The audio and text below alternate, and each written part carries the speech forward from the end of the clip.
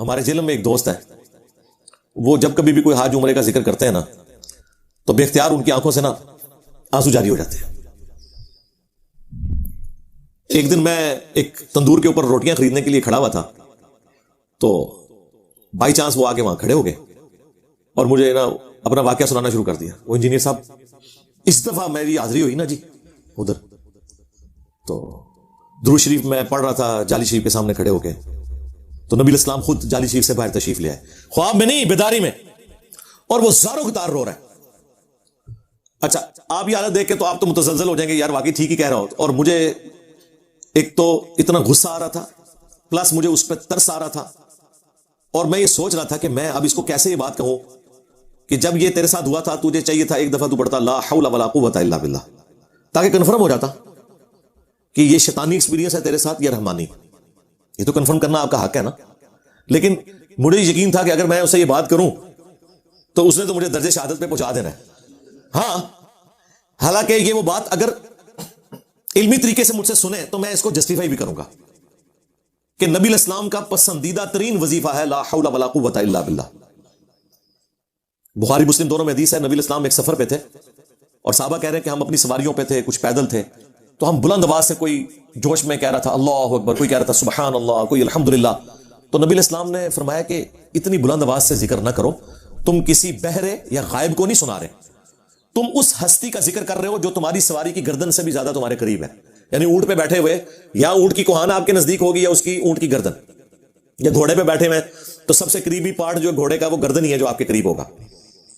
اور پھر آپ نے فرمایا کیا میں تمہیں جنت کے خزانوں میں سے ایک خزانہ نہ عطا کروں جو اللہ نے مجھے دیا ہے، اور وہ ہے لا حول ولا قوت الا باللہ۔ نہیں ہے ہمت نیکیاں کرنے کی اور نہ قوت ہے گناہوں سے بچنے کی مگر اللہ کی توفیق سے۔ یہ ہم اس کا اس طرح ہی ترجمہ کرتے ہیں، کیونکہ عربی میں اس طرح مختصر بات ہوتی ہے نا، ویسے تو لفظی ترجمہ ہے لا حول ولا قوت الا باللہ، نہ کوئی ہمت ہے نہ کوئی قوت ہے مگر اس کی طرف سے۔ تو یہ ہمت اور قوت کس اعتبار سے؟ نیکیاں کرنے کی یا گناہوں سے بچنے کی، دو ہی چیزیں ہیں نا، زیرو وانی ہے۔ تو نبی الاسلام نے یہ وظیفہ دیا، اس لیے ہم نے اپنے بلو کارڈ کے اندر اس وظیفے کو ڈالا ہوا ہے صبح شام کے اذکار میں، لا حول ولا قوت الا باللہ۔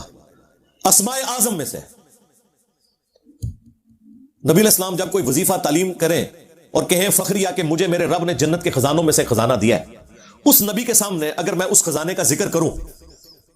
اور حضور کو یہ بات یاد دلاؤں کہ آپ کے سامنے لوگ سبحان اللہ، الحمدللہ، اللہ اکبر، جو خود بہت بڑے وظیفے ہیں، اتنی اونچی آواز میں پڑھ رہے تھے، اور آپ نے کہا تھا کہ یہ بھی وظیفے اپنی جگہ، لیکن میں تمہیں ایک اور وظیفہ بتاتا ہوں جو جنت کے خزانوں میں سے اللہ نے مجھے دیا ہے، تو مجھے بتائے نبی الاسلام کیا اس وظیفے سے ناراض ہوں گے یا خوش ہوں گے؟ جو تحفہ آپ نے خود امت کو دیا ہے، آپ کے سامنے جب اس تحفے کو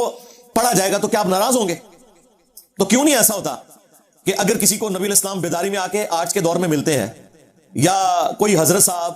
یا کوئی بزرگان دین فوت شدہ قبر سے نکل کے ملتے ہیں، تو چلے تھوڑی تمہید بنا لیں کہ حضرت 2 منٹ رکیں، یہ بخاری اور مسلم میں حدیث ہے، بلو کارڈ پہ انجینئر صاحب نے لکھ کے دی ہے کہ نبی الاسلام نے جو ہے وہ جنت کے خزانوں میں سے ایک خزانہ دیا تھا امت کو، تو وہ میں آپ کے سامنے پڑھنے لگا ہوں، اور دل میں پھر اللہ کو آپ متوجہ ہوں اللہ کی طرف کہ یا اللہ یہ شیطان ہے تو اسے مجھ سے دور کر دے، اور پھر آپ پڑھیں لا حول ولا قوت الا باللہ، تو او دیکھو گیا ہے تھوڑا بابا، ٹھیک ہے۔ تو میں اب یعنی اس کو سوچ رہا تھا، اس کو میں اگر یہ پوری بات بتانے کے لیے بھی مجھے کتنی تمہید بنانی پڑے گی۔ اور پھر دوسرا پہلو میں اکثر اسی والے سے یہ سوچتا ہوں، اس سے بڑی کسی مسلمان کی کیا بدبختی ہو سکتی ہے کہ دوسرا مسلمان اسے آیت اور حدیث سناتے ہوئے ڈرے۔ پوائنٹ ٹو بی نوٹڈ، یہ میری زندگی کا سب سے بڑا غم ہے کہ ایک مسلمان ڈرتا ہے دوسرے مسلمان کو قرآن کی آیت پیش کرتے ہوئے،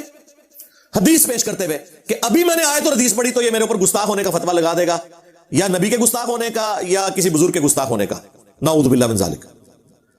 تو اس سے اگلا سوال ہے، کیا وہ دوسرا شخص جس کے شر سے آپ ڈر رہے ہیں وہ مسلمان ہے؟ یہ ذرا آپ نے فیصلہ کرنا ہے۔ جس کے سامنے آپ قرآن اور سنت پیش کرتے ہوئے ڈریں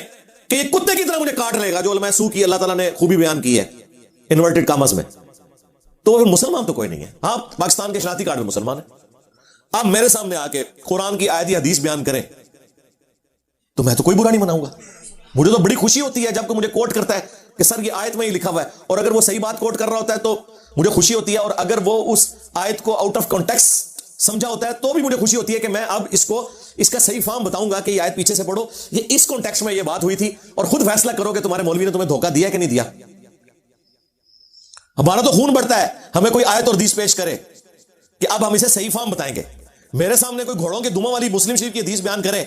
اور کہ نبی علیہ السلام نے رفع دین سے منع کیا ہے، تو میں تو غصہ نہیں کہوں گا، میں تو کہوں گا آیا نا اور داڑھ تلے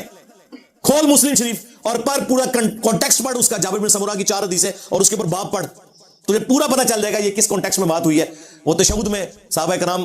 ہاتھ سے سلام کرتے تھے دائیں بائیں، انہوں نے پکڑ کے اس پہ لگا دیا، اور یہ انہوں نے نہیں، پرانوں نے بھی لگائی ہے۔ اس لیے جز رفع الیدین میں امام بخاری نے لکھا ہے کہ ان لوگوں کو اللہ کے عذاب سے ڈرنا چاہیے جو سلام پھیرتے وقت والی یہ حدیث جو مسلم شریف میں آئی ہے اس کو رفع الیدین کے خلاف پیش کرتے ہیں کہ اللہ کا عذاب ان پہ آ جائے گا، کہ نبی علیہ السلام کی سنت کی دشمنی میں اتنا آگے چلے گئے کہ وہ قرآن و سنت میں تعریف کر رہے ہیں۔ اس سے آپ کو پتا چلا کہ قرآن و سنت میں تعریف صرف آج کے حنفی نہیں کرتے، امام بخاری کے دور کے حنفی بھی یہی کام کرتے تھے۔ ہاں، جس طرح کافر آج ہو، چاہے نبی کے سامنے والا کافر ہو، کافر تو کافر ہے، انکاری تو انکاری ہے، منافق تو منافق ہے، تو مینٹالٹی وہی چل رہی ہے۔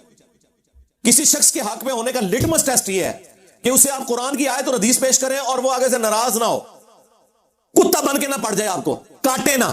بلکہ کہ ہاں جی اچھا بتائیں کدھر لکھی ہوئی ہے، میں بھی انشاءاللہ تعالیٰ دیکھتا ہوں واقعی ایسا ہی ہے تو میں انشاءاللہ اپنی اصلاح کر لوں گا۔ اور اگر اس کی بجائے اس کی جھاگ چھوٹنا شروع ہو جائے اور کہ تو اب مجھے بتائے گا کہ قرآن میں کیا لکھا ہوا ہے، تو مجھے بتائے گا حدیث میں کیا لکھا ہوا ہے، وہ سرکار تسی تے شاید نہیں جنہاں کو تسی پڑھے ہو انہوں نے قرآن حدیث کچھ نہیں حاصل کیتا،